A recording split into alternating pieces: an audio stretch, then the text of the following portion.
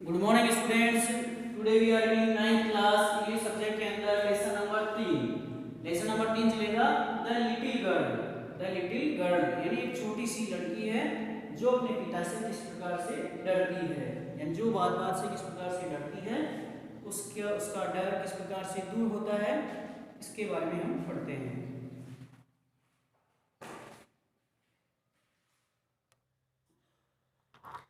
The little girl एक छोटी सी लड़की के बारे में है। Do you feel you know your parents better now? क्या तुम जानते हो कि आपके माता पिता आप बिल्कुल ठीक हैं? क्या आप ऐसा अनुभव करते हो, महसूस करते हो? Then while you were much younger, जब आप बहुत छोटे थे। परहेप्स यू नाउ अंडरस्टैंड, शायद तुम अब इस बात को समझते हो। Reasons for some of their action, उनके कार्यों के कुछ कारणों को शायद आप इस समय समझते हैं। That used to suspect you earlier, जो तुम्हें पहले या प्रारंभिक अवस्था में काफ़ी संदेह रखते थे, काफ़ी संदेहशील लगते थे। This story about a little girl, यह कहानी एक छोटी सी लड़की के बारे में है। Whose feelings for her father, जिसकी भावनाएं अपने पिता के प्रति है। चेंज फ्रॉम फियर, जो भय से परिवर्तित हो जाती है, टू अंडरस्टैंडिंग, भय से समझदारी के रूप में परिवर्तित हो जाती है। Will probably find an echo in every home, जो प्रत्येक घर के अंदर इस प्रकार से गूंजती हुई आवाज़ के कारण उत्पन्न होती है। आगे देखो। टू द लिटिल गर्ल, यानी उस छोटी सी लड़की के लिए, he was a figure to be feared यानी डरने वाली। वह छोटी सी लड़की जो बिल्कुल डरने वाली थी। फिगर यानी आकृति, आकार। छोटी सी लड़की जो बिल्कुल डरने वाली थी, भयभीत होने वाली थी। एंड अवॉइडेड, वह छोटी सी लड़की जो बिल्कुल डरने वाली थी। एंड अवॉइडेड, और एक दूसरे से बचकर रहा करती थी। Every morning before going to work he came into her room. Every morning यानी प्रत्येक सुबह, बिफोर गोइंग टू वर्क अपने काम पर जाने से पहले, ही came into her room यानी उसका पिता उसके कमरे के अंदर आता था। उसका पिता प्रत्येक सुबह काम पर जाने से पहले उसके कमरे के अंदर आता था। And gave her a casual kiss, किसका अर्थ होता है चुम्बन, चुमना। And gave her a casual kiss, और उसे, and gave her a casual kiss, और उसे चूमता था, यानी उसे लाड प्यार करता था।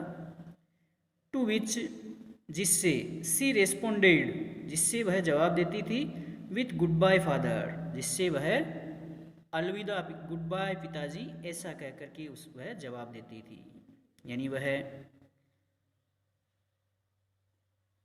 जाते समय अपने पिता को गुड बाय कहती थी, अलविदा कहती थी। And oh there was a glad sense of relief, और वहाँ पर राहत भरी एक खुशी थी। वहाँ इस प्रकार से राहत भरी खुशी थी, यानी अपने पिता को गुड बाय या अलविदा कह करके काफ़ी प्रसन्न होती थी।